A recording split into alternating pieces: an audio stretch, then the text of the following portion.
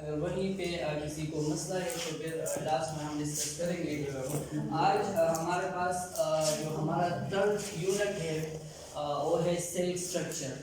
Okay, लेकिन cell structure से पहले हम डिस्कस करेंगे सेल की बेसिक कंसेप्ट्स को, कि सेल को हम सेल क्यों कहते हैं और सेल के टाइप्स कितने हैं, या सेल को हमने कितनी कैटेगरीज में डिवाइड किया है और कब हम सेल को सेल करेंगे।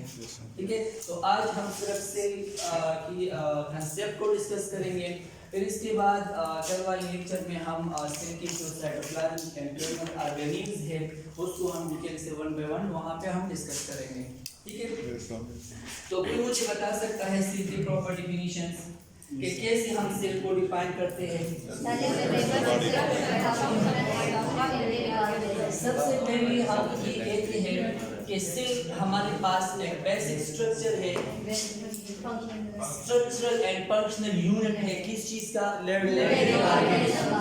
एक तो हम कहते हैं कि ये एक basic structural and functional unit है। Yes sir. Basic structural plus functional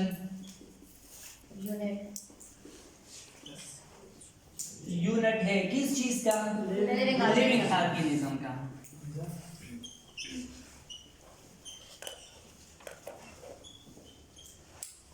किस चीज का?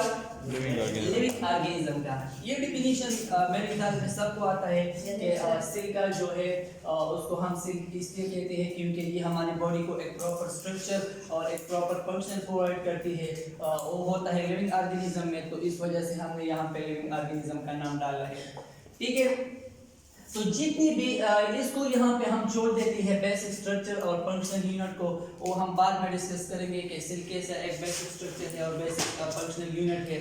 ठीक है, तो सबसे पहले हम कंसेप्ट डिस्कस करते हैं सेल के बारे में कि सेल को हम सेल क्यों कहते हैं और कब हम सेल पे सेल का लेवल लगाएंगे, तो उसकी तरफ आते हैं। ठीक है, एक सेल में हमारे साथ होता है लिविंग ऑर्गेनिज्म। तो जितने भी लिविंग ऑर्गेनिज्म है सब के सब किस चीज से बने हैं? सेल से बने हैं। All living organism are made from cell. ठीक है, लिविंग ऑर्गेनिज्म को हम किस चीज को कहते हैं? मोस्टली ये सेल से बना है। सेल इकट्ठे होकर फिर टिश्यू बनाते हैं, टिश्यू फिर इकट्ठे होकर हमारे साथ बनाता है ऑर्गन्स, फिर ऑर्गन सिस्टम, फिर ऑर्गेनिज्म लास्ट में बनाता है। ठीक है, लिविंग ऑर्गेनिज्म फिर दो तरह के होते हैं हमारी बॉडी में। एक को हम कहते हैं जो कि एक सेल से बने होते हैं, एक को हम कहते हैं यूनिसेलुलर ऑर्गेनिज्म। क्या कहते हैं? एक को हम कहते हैं यूनिसेलुलर ऑर्गेनिज्म। यूनिसेलुलर ऑर्गेनिज्म और दूसरी को हम कहते हैं multi cellular organism. Unicellular organism को यूनिसेलुलर ऑर्गेनिज्म क्यों कहते हैं? मल्टीसेलुलर को मल्टीसेलुलर ऑर्गेनिज्म क्यों कहते हैं? यूनिसेलुलर ऑर्गेनिज्म को इसलिए यूनिसेलुलर ऑर्गेनिज्म कहते हैं क्योंकि यहाँ पे हमारे जो होते हैं सिर्फ और सिर्फ एक सेल से बने होते हैं। फिर इसके अलग टाइप्स आते हैं, prokaryotic unicellular organism, eukaryotic unicellular organism, ये आगे हम डिस्कस करने वाले हैं। ठीक है, तो ये होगा, ये सिर्फ और सिर्फ एक सेल से बना होगा। Unicellular organism made from only one cell. ऐसे ऑर्गेनिज्म जो एक सेल से बने इसको हम कहते हैं यूनिसेलुलर ऑर्गेनिज्म, और वो ऑर्गेनिज्म जो मैनी सेल से बने होते हैं उसको हम कहते हैं multicellular organism, made from many cells. ठीक है, यहाँ तक तो बात क्लियर हो गई लिविंग ऑर्गेनिज्म की। अब हम आते हैं सेल की तरफ के सेल को हम सेल कब कहेंगे, कब हम सेल को कहेंगे कि ये हमारे बॉडी का सेल है।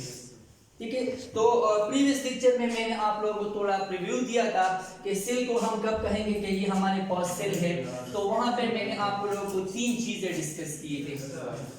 तो सेल में हम सेल का टापा सेल पे तब लगाएंगे जब हमारे पास ये तीन चीजें हो। एक को हम कहते हैं सेल मेम्ब्रेन, दूसरा हमारे पास है साइटोप्लाज्म एंड न्यूक्लियस। अगर किसी सेल में ये अगर मल्टीसेलुलर हो या यूनिसेलुलर हो, किसी भी सेल मेम्ब्रेन, साइटोप्लाज्म, न्यूक्लियस मौजूद हो तो हम कहेंगे कि ये हमारे पास सेल है, ठीक है। लेकिन यहाँ पे जो साइटोप्लाज्म होगा ये क्या होगा, ये मेटाबॉलिकली एक्टिव होगा। ये बात साथ नोट कीजिए, क्या चीज होगा, ये मेटाबॉलिकली एक्टिव होगा। मेटाबॉलिकली कैसा एक्टिव होगा, मेटाबॉलिकली एक्टिव साइटोप्लाज्म कैसा मेटाबॉलिकली एक्टिव होगा, क्योंकि मोस्टली जो सेल होती है न्यूक्लियस से बाहर जो पार्ट होता है इसको हम साइटोप्लाज्म कहते हैं। जिस तरह हमने यहाँ पे डायग्राम ड्रा किया था, ठीक है। फॉर एग्जांपल ये हमारे साथ एक सेल है, सिंगल सेल है, ठीक है। इसकी दरमियान में क्या चीज आता है, न्यूक्लियस आता है, ठीक है। इसकी जो साइड वाइज पार्ट है इसको हमने क्या नाम दिया था, साइटोप्लाज्म का नाम दिया था, ठीक है। तो साइटोप्लाज्म में मोस्टली हमारे साथ आगे हम डिस्कस करेंगे जो साइटोप्लाज्मिक ऑर्गेनेल्स होते हैं वो आते हैं। वहाँ पे राइबोसोम होता है, वहाँ पे गोल्गी कॉम्प्लेक्स होता है, वहाँ पे अदर जो लाइसोसोम्स होते हैं, ठीक है, साइटोस्केलेटन होते हैं। तो इस वजह से हम इसको मेटाबॉलिकली एक्टिव साइटोप्लाज्म इसलिए कहते हैं क्योंकि यहाँ पे मोस्टली एक्टिविटीज होती है for activities purpose, for energy production purpose के लिए।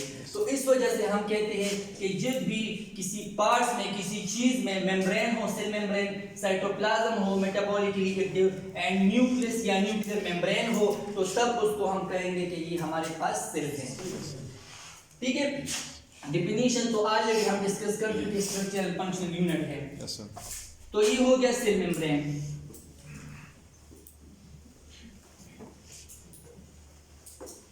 ये है metabolically active cytoplasm.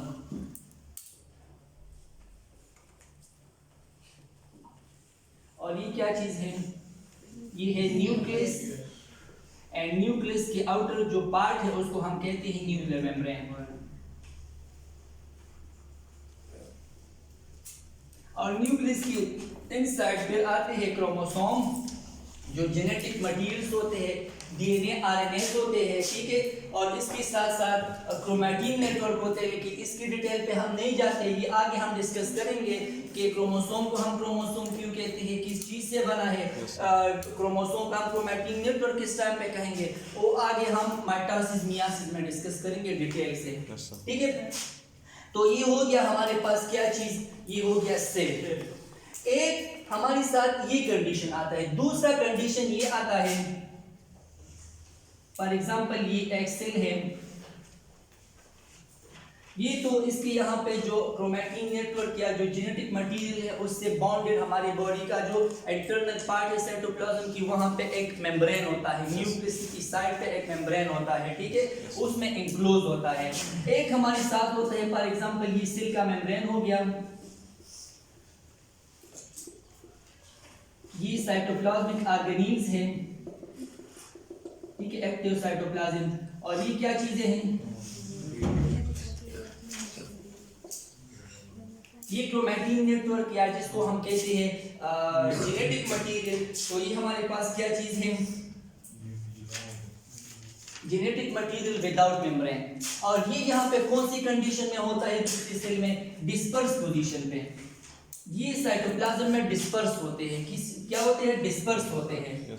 Disperse means कि इसकी आउटर मेम्ब्रेन नहीं है, तो उसको भी हम क्या कहेंगे, उसको भी हम क्या कहेंगे, सेल कहेंगे। लेकिन ऐसी सेल को हम क्या कहेंगे, ऐसी सेल को हम कहेंगे यहाँ पे दो न्यूक्लियर मेम्ब्रेन है, न्यूक्लियस मौजूद है, तो ऐसी को हम कहेंगे जी, जिसमें न्यूक्लियर मेम्ब्रेन नहीं होते हैं तो उसको हम कहेंगे न्यूक्लियाइड। क्या चीज, न्यूक्लियाइड। ऐसा सेल जिसमें जेनेटिक मटेरियल्स डिस्पर्स पोजीशन पे हो एंड एक्टिव साइटोप्लाज्म पार्ट में, तो उसको हम कहेंगे न्यूक्लियाइड। तो दोनों सेल में अगर न्यूक्लियस मौजूद होता है, न्यूक्लियर मेम्ब्रेन या न्यूक्लियर मेम्ब्रेन मौजूद नहीं होता है, तो दोनों को हम कहेंगे कि ये हमारे पास सेल है, ठीक है। तो इसी कंडीशन को हम क्या कहते हैं, जहां पे न्यूक्लियर मेम्ब्रेन प्रॉपर हो, जहां पे न्यूक्लियस विजिबल हो, तो उसको फिर हम कहते हैं prokaryotic cell, sorry eukaryotic cell.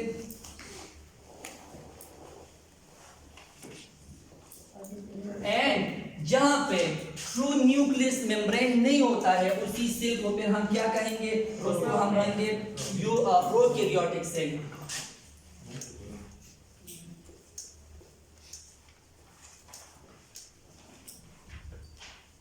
Prokaryotic cell.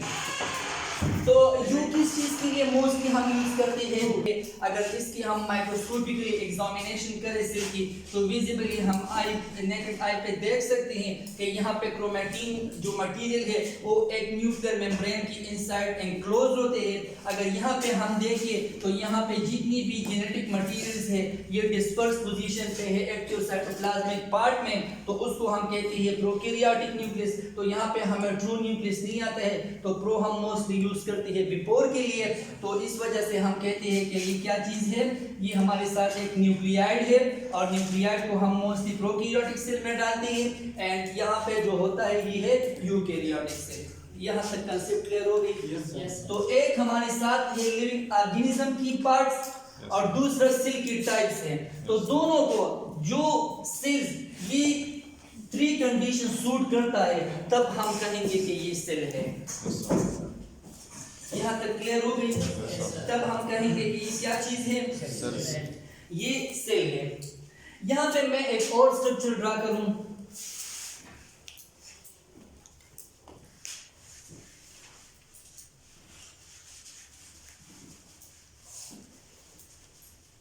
इसकी जो ऑर्गेनील्स है इंटरनली, हम ये सब आज जो हम डिस्कस कर रहे हैं ये सिर्फ हम सेल के बारे में डिस्कस करेंगे, सेल क्या चीज है। फिर कल हम 3 कंपोनेंट डिस्कस करेंगे सेल्स के, और फिर इसके बाद हम cytoplasmic organelle, cell membrane one by one हम डिटेल से डिस्कस करेंगे, ठीक है? अब यहाँ पे मैं एक और डायग्राम ड्रा कर रहा हूँ सेल का। ये क्या चीज है, ये साइटोप्लाज्म है, ये न्यूक्लियस है, ठीक है? न्यूक्लियस के साथ हमारे पास क्या चीज आता है, मेम्ब्रेन बाउंडेड साइटोप्लाज्मिक ऑर्गेनील्स। क्या चीज आता है, membrane bounded cytoplasmic active cytoplasmic organelles.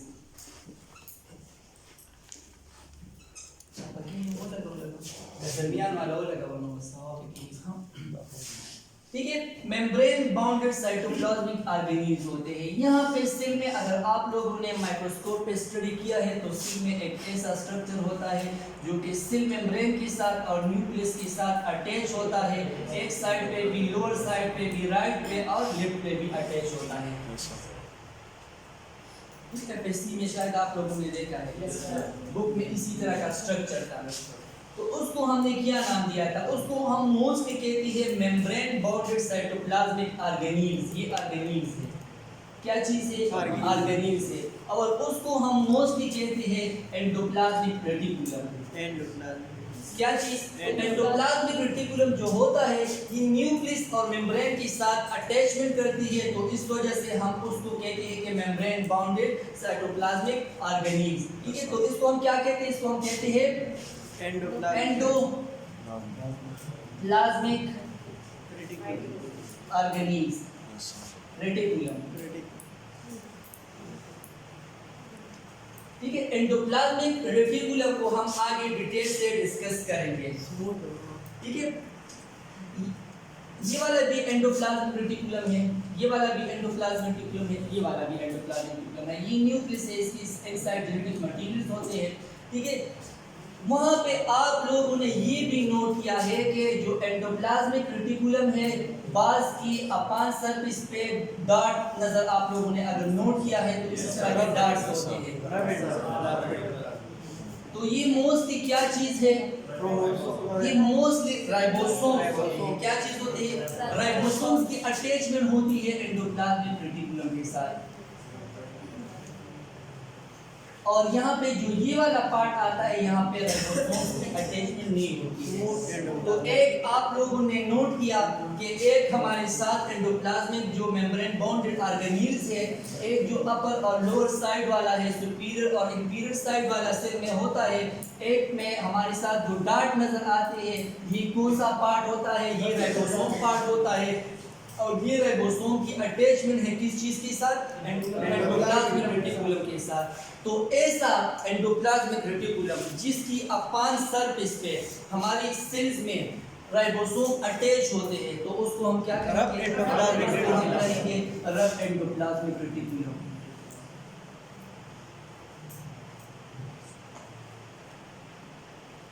इसकी डिटेल भी हम आगे डिस्कस करेंगे। ये जस्ट मैं आप लोगों को सेल के बारे में एक कंसेप्ट देता हूँ कि सेल में कौन कौन सी चीजें मौजूद होती है, ठीक है। और ऐसा पार्ट ये भी हमारे साथ क्या चीज हो गया? Rough endoplasmic reticulum. ये क्या, यहाँ पे डार्ट्स नहीं होते हैं, ये स्मूथ होते हैं, ठीक है। राइबोसोम्स की अटैचमेंट यहाँ पे नहीं होते हैं, तो उसको हम क्या कहते हैं? Smooth endoplasmic reticulum. इसको हम कहते हैं क्या चीज? Smooth endoplasmic reticulum. Mostly smooth endoplasmic reticulum and rough endoplasmic reticulum दोनों का फंक्शन सेम है, ट्रांसपोर्ट ऑफ मटेरियल्स करते हैं, दोनों ट्रांसपोर्ट ऑफ मटेरियल्स में हेल्प करती है। लेकिन हमारी बॉडी में जो रफ एंडोप्लाज्मिक रेटिकुलम है, ये ट्रांसपोर्ट ऑफ मटेरियल के साथ साथ एक और फंक्शन भी परफॉर्म करती है, जिसको हम कहते हैं सिंथेसिस ऑफ प्रोटीन, या जिसको हम प्रोटीन सिंथेसिस भी कहते हैं। क्या चीज? प्रोटीन सिंथेसिस भी हम इसको कहते हैं, ठीक है।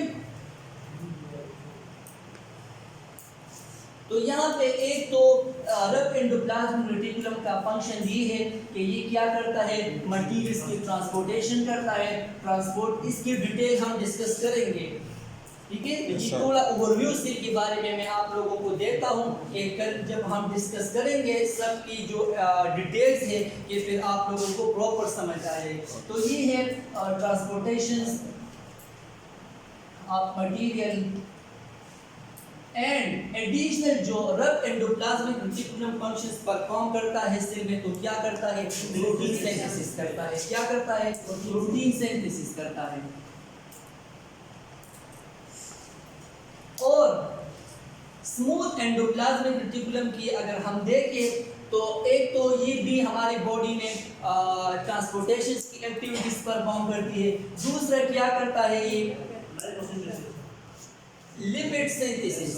क्या करता है? लिपिड सिंथेसिस में ये हेल्प करती है। क्या चीज? एक तो ये भी ट्रांसपोर्टेशन में हेल्प करता है, और दूसरा क्या चीज है? लिपिड सिंथेसिस में। तो ये एमसीक्यूज के लिए बहुत इंपॉर्टेंट होती है। मोस्टली सेल से ये एमसीक्यूज आता है कि प्रोटीन सिंथेसिस सेल में कौन पार्ट करता है और लिपिड सिंथेसिस सेल में कौन पार्ट करता है। अगर ये रफ एंडोप्लाज्मिक रेटिकुलम अगर लीवर में मौजूद होते हैं, तो लीवर में ये कौन सा फंक्शन परफॉर्म करता है? लीवर में ये डिटॉक्सिफिकेशन करता है। क्या करता है? अगर ये हम लीवर पे ले लें, फॉर एग्जांपल ये वाला जो सेल है, फॉर एग्जांपल ये अगर लीवर में होता है, तो वहां पे ये क्या करता है?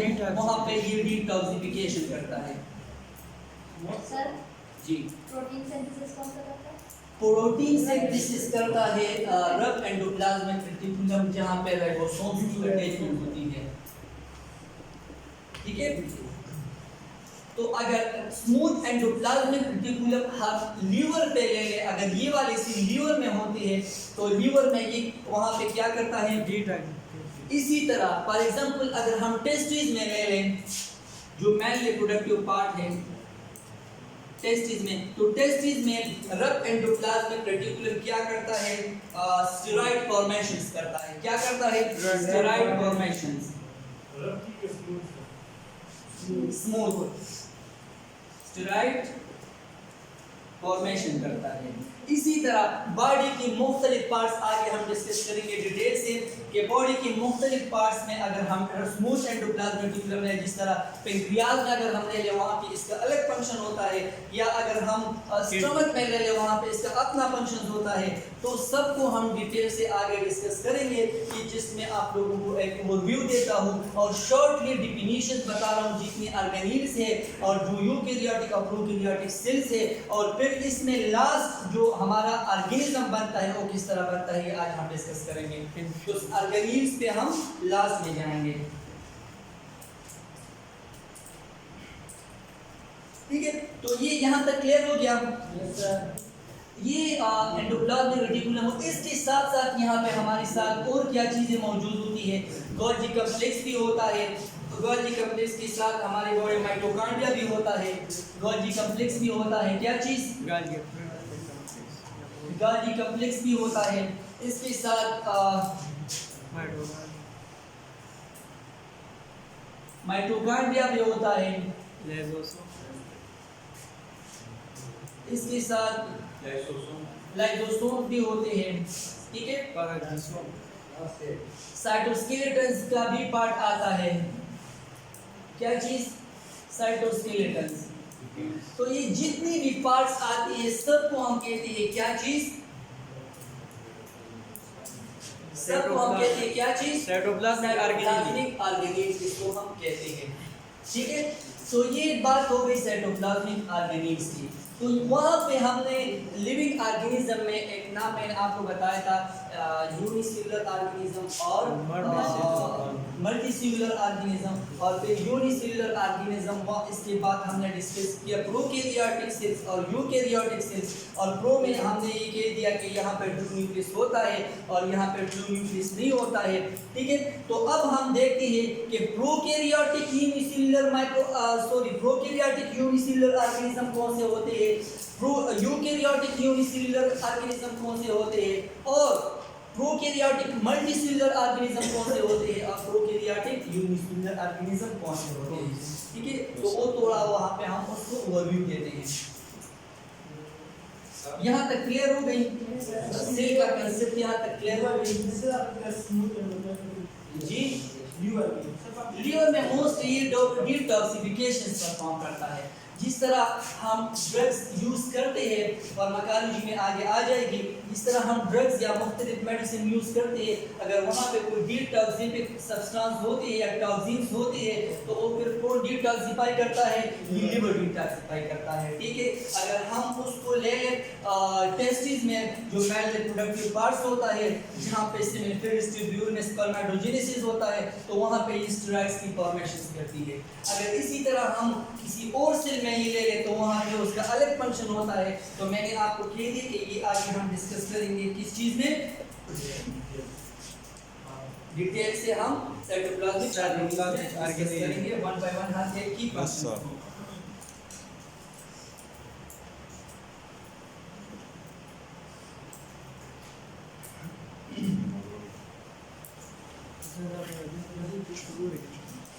जी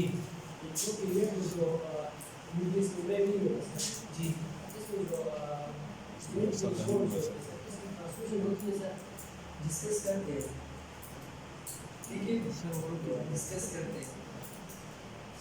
मोस्टली प्रोकैरियोटिक यूनिसेलुलर ऑर्गेनिज्म का अगर मैं आपको एग्जांपल दे दूं ना, प्रोकैरियोटिक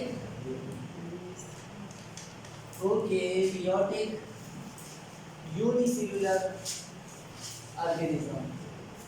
तो प्रोकैरियोटिक यूनिसेलुलर ऑर्गेनिज्म में हमारे साथ कौन सा चीज आता है? मोस्टली बैक्टीरिया आता है। बैक्टीरिया में न्यूक्लियस होता है कि नहीं? नहीं होता है, हाँ। इसका दूसरा एग्जांपल है आरबीसी। अगर बॉडी में हम देखें प्रोकैरियोटिक यूनिसेलुलर ऑर्गेनिज्म में, तो वहाँ पे अगर हम आरबीसी को देखें, रेड ब्लड सेल को, तो वो सिर्फ एक सेल होता है। तो फर्स्ट में न्यूक्लियस होता है, लेकिन स्टेज 2 या स्टेज 3 में जब उसकी मैच्योरेशन होती है तो फिर न्यूक्लियस की डिसअपेयर स्टार्ट हो जाती है, तो उसको भी हम कह सकते हैं कि ये भी हमारे साथ प्रोकैरियोटिक यूनिसेलुलर सेल है या ऑर्गेनिज्म है।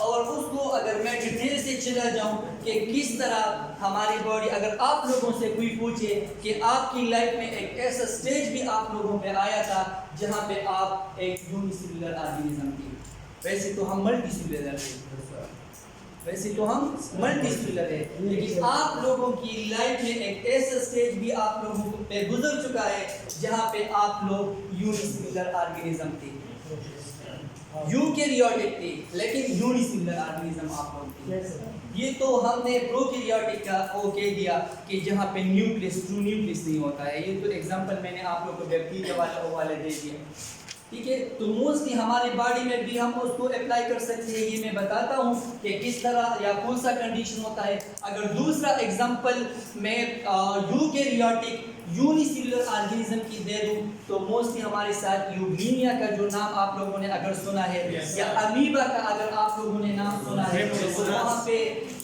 न्यूक्लियस होता है सेंटर में, लेकिन फ्लैजिला भी होता है, सब कुछ चीज़ें होती है, लेकिन वहाँ पे वो सिर्फ एक सेल से बना होता है, तो उसको हम कहते हैं कि ये हमारे एनवायरनमेंट का क्या चीज़ है, यूकैरियोटिक यूनिसेलुलर ऑर्गेनिज्म है।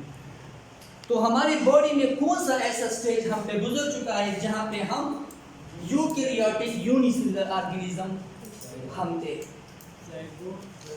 ज़ायगोट वाला जो कंडीशंस हम पे आता है, तो उसी कंडीशंस में वहाँ पे हम सिर्फ जो यहाँ पे अगर मैं आप लोगों को एग्जांपल दे दूँ,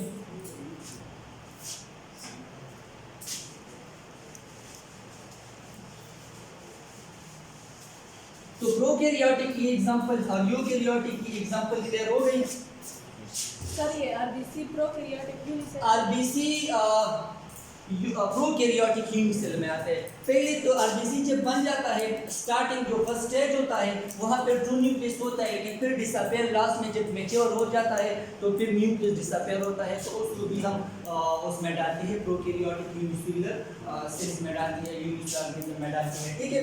तो यहाँ पे अगर मैं आप लोगों को एग्जांपल दे दूँ, जर्म सेल आप लोगों ने अगर नाम सुना है, जिसमें मेल का मेल का स्पर्म और फीमेल का ओवम आता है, कि किस तरह हमारी बॉडी जो लिविंग मल्टीसेलुलर ऑर्गेनिज्म बन जाता है, या कौन सा ऐसा स्टेज था जहाँ पे हम यूनिसेलुलर ऑर्गेनिज्म थे, प्रोकैरियोटिक, ठीक है। तो ये क्या चीज़ है, ये स्पर्म है, मेल जर्म सेल है, ठीक है, जिसको हम पैटर्नल सेल या पैटर्नल जर्म सेल्स भी कह सकते हैं। ये आगे हम माइटोसिस में डिस्कस करेंगे, क्या चीज़ करेंगे, माइटोसिस में हम डिस्कस करेंगे, ठीक है। इसके साथ जो मैटरनल होता है, जो मदर से जर्म सेल आते हैं, उसको हम ओवम कहते हैं, ठीक है। तो दोनों में अगर यहाँ पे हम देखें तो क्रोमोसोम की तादाद कितनी है, 23 यहाँ पे भी होता है, 23 यहाँ पे भी होता है, ठीक है। दोनों में स्पर्म में भी 23 नंबर ऑफ क्रोमोसोम होते हैं, जिसको हम पैटर्नल क्रोमोसोम कहते हैं, और जो मदर का होता है, जो मदर से जर्म सेल आया है, वहाँ पे भी हमारे साथ क्या चीज़ होता है, 23 होता है, ठीक है। तो ये वाला जो पार्ट है, अगर ये कंबाइन हो जाए, जिसको हम फर्टिलाइजेशन कहते हैं, ठीक है, तो ये क्या चीज़ बना देता है, ये ज़ायगोट बनाता है। क्या चीज़ बनाता है, ज़ायगोट बनाता है। तो ज़ायगोट को हम यूनिसेलुलर एम्ब्रियो भी कहते हैं। क्या चीज़ बनाता है, ज़ायगोट बनाता है। तो ज़ायगोट को हम यूनिसेलुलर एम्ब्रियो भी कह सकते हैं। तो यहाँ पे ज़ायगोट हमारी बॉडी का एक ऐसा, या हमारी लाइफ का एक ऐसा स्टेज है जहाँ पे हम यूनिसेलुलर ऑर्गेनिज्म के, तो ये बात आप लोग नोट कीजिए, आप लोगों से भी पूछ सकता है, ठीक है, कि हमारी बॉडी का या हमारी लाइफ का कौन सा ऐसा स्टेज था जो हम पे गुजर चुका है जहाँ पे हम यूनिसेलुलर ऑर्गेनिज्म थे, ठीक है। तो इसको हम ज़ायगोट भी कह सकते हैं, और दूसरा नाम इसको हम कह सकते हैं, क्या चीज़, unicellular embryo,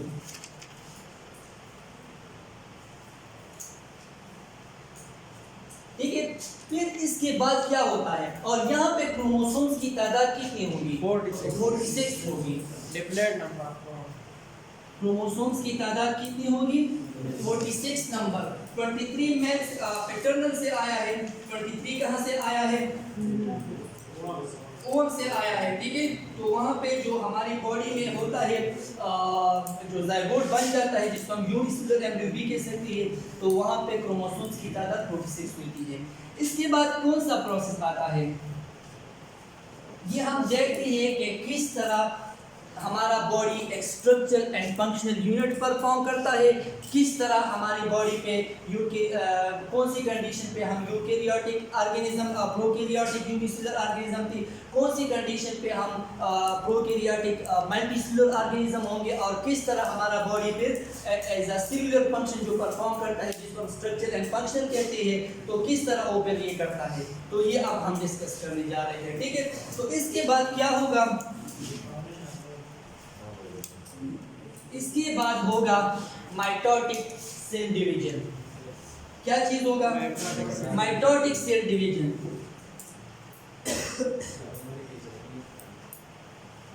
mitotic cell division होगा, क्या चीज होगा, माइटोटिक सेल डिवीजन होगा। तो माइटोटिक सेल डिवीजन, माइटोसिस हम मोस्टली किस चीज को कहते हैं, जहाँ पे 8 सेल्स की डिवीजन होती है 2 में, फिर 2 का डिवीजन होता है 4 में, फिर 4 का डिवीजन होता है 8 में, फिर 8 का डिवीजन होता है 16 में एंड सो ऑन 16 में एंड सो ऑन। और क्रोमोसोम की जो तादाद होती है वो सेम होगा, हर सेल में 46 नंबर ऑफ क्रोमोसोम होंगे, ठीक है। तो जब माइटोटिकली डिवीजन स्टार्ट हो जाता है तो क्या होता है, ये वाला जो जाइगोट है फिर इसकी डिवीजन हो जाती है जिसको हम यूनिसेलुलर एम्ब्रियो भी कह सकते हैं, तो ये फिर डिवाइड हो जाता है 2 पार्ट्स में। क्या चीज में, 2 पार्ट्स में फिर इसकी डिलीवरी हो जाती है। इसके बाद फिर ये फर्दर 2 पार्ट्स में डिवाइड हो जाता है, ये फिर 2 पार्ट्स में ये भी डिवाइड हो जाता है, फिर ये भी 2 पार्ट्स में,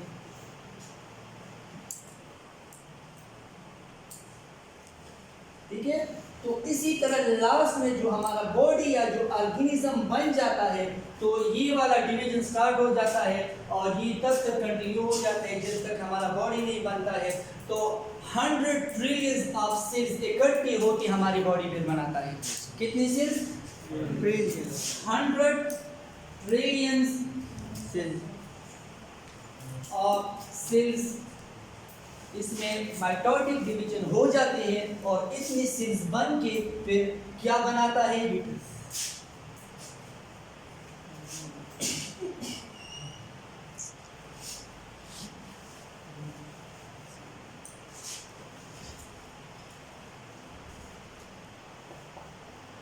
क्या बनाता है,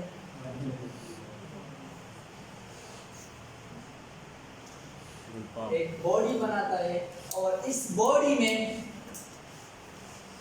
जब बॉडी बन जाता है, ऑर्गेनिज्म बन जाते हैं, तो वहां पे मुख्तलिफ किस्म के ऑर्गन्स भी बनना स्टार्ट हो जाते हैं,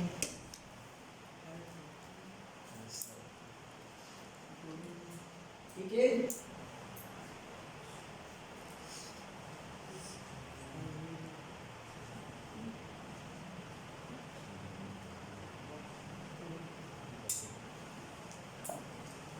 मुख्तलिफ ऑर्गन्स, ब्रेन भी बनना स्टार्ट हो जाता है, ठीक है। तो फिर यहाँ पे हर एक पार्ट्स का ये जो ऑर्गेनिज्म बन गया, ये किस चीज़ से बन गया, ये सेल से बन गया। तो सेल का डिफिनीशन हमने इस तरह किया था कि सेल तो एक हमारे ऑर्गेनिज्म जो लिविंग ऑर्गेनिज्म से एक तो उसको स्ट्रक्चर प्रोवाइड करती है, तो ये उन्होंने एक प्रॉपर स्ट्रक्चर हमें दे दिया। और दूसरा क्या करता है, यहाँ पे जो ऑर्गन्स होते हैं और बनना स्टार्ट हो जाते हैं, तो मुख्तलिफ ऑर्गन्स फिर अपना फंक्शनल एक्टिविटीज परफॉर्म करती है। जिस तरह अगर किडनी की मैं बात बात करूं तो किडनी का फंक्शनल यूनिट कौन सा है, कौन सी सेल से बना है, नेफ्रॉन्स से बने होते हैं। तो यहाँ पे किडनी जो नेफ्रॉन्स की सेल से बने होते हैं तो वहाँ पे ये अपना फंक्शन परफॉर्म करती है। जिस तरह अगर मैं ब्रेन की बात करूं तो ब्रेन मोस्टली कौन सी सेल से बने हैं, न्यूरॉन्स से बने होते हैं। तो न्यूरॉन्स भी हमारी बॉडी का एक सेल से मुख्तलिफ न्यूरॉन्स इकट्ठे होकर ब्रेन बनाते हैं। तो ब्रेन का भी अपना एक अलग फंक्शन है, वो आगे हम डिस्कस करेंगे नर्वस सिस्टम में। इसी तरह अगर मैं लंग्स की बात करूं तो लंग्स की भी मुख्तलिफ सेल फंक्शनल सेल्स होती है। वहाँ पे ये इकट्ठे होकर बहुत सारे सेल एक मल्टी सेलुलर ऑर्गेनिज्म पर बनाते हैं, वहाँ पे भी उनका एक अपना फंक्शन होता है। तो इसी तरीके से जो हमारा बॉडी का सेल्स होता है वो हमें एक प्रॉपर स्ट्रक्चर प्रोवाइड करती है और हमें फंक्शनल यूनिट प्रोवाइड करती है, तो उसको हम कहते हैं सेल। तो सेल की समझ या सेल की जो कंसेप्ट है वो क्लियर हो गई कि किस तरह हम सेल को डिफाइन करते हैं, किस तरह हम सेल्स की पार्ट्स को डिस्कस करते हैं, सेल्स में कौन कौन से पार्ट्स आते हैं, उसकी इंटरनल स्ट्रक्चर कैसा होता है, उसका एक्सटर्नल एनवायरनमेंट कैसा होता है, ठीक है।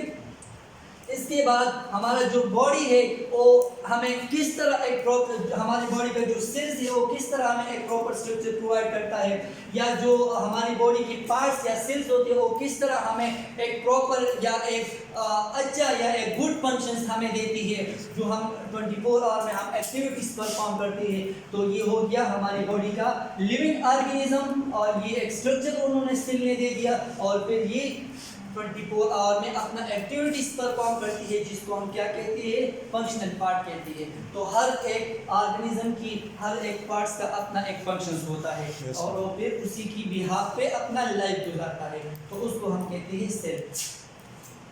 तो सेल की कंसेप्ट क्लियर होगी कि सेल हम किस चीज को कहते हैं, डिफिनीशन हम ब्रॉडली कैसे डिफाइन करेंगे, और उसके कौन से पार्ट होते हैं, क्या यूकैरियोटिक सेल हम कौन सी सेल्स को कहते हैं, प्रोकैरियोटिक सेल हम कौन सी सेल्स को कहते हैं, इसी तरह यूनिसेलुलर मल्टीसेलुलर, इसी तरह प्रोकैरियोटिक यूनिसेलुलर प्रोकैरियोटिक यूनिसेलुलर, इसी तरह eukaryotic multi and eukaryotic unicellular.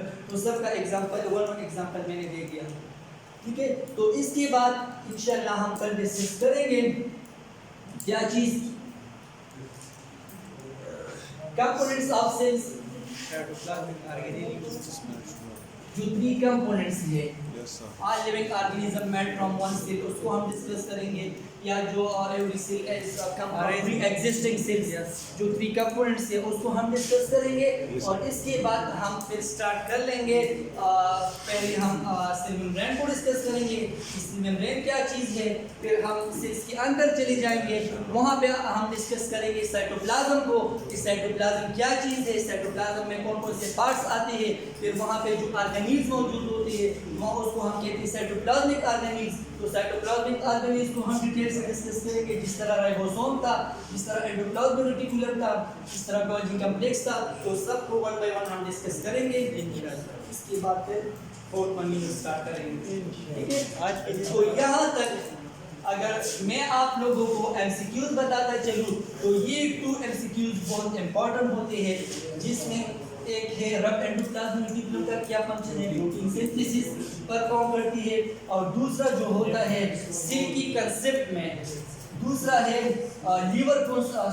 Smooth endoplasmic reticulum का मेन फंक्शन क्या है, ये लिपिड सिंथेसिस में हेल्प करती है।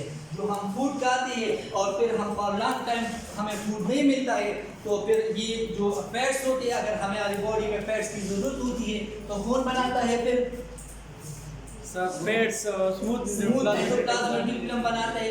अगर हमें प्रॉपर फूड्स में प्रोटीन नहीं मिलती है बाहर एनवायरनमेंट से, ठीक है, तो फिर ये वाला प्रोसेस सेल के अंदर होता है, सेल उसको बनाती है, तो ये फिर कौन करता है, रफ एंडोप्लाज्मिक रेटिकुलम करता है। तो इसी तरह हम 1 बाय 1 को डिटेल से डिस्कस करेंगे, इसकी लोकेशंस को हम डिस्कस करेंगे, इसकी फंक्शन को हम डिस्कस करेंगे। थैंक यू सर, ठीक है। तो यहाँ तक सेल की कंसेप्ट क्लियर हो गई? Yes sir. Welcome, sir. Sir जी जी आज के लिए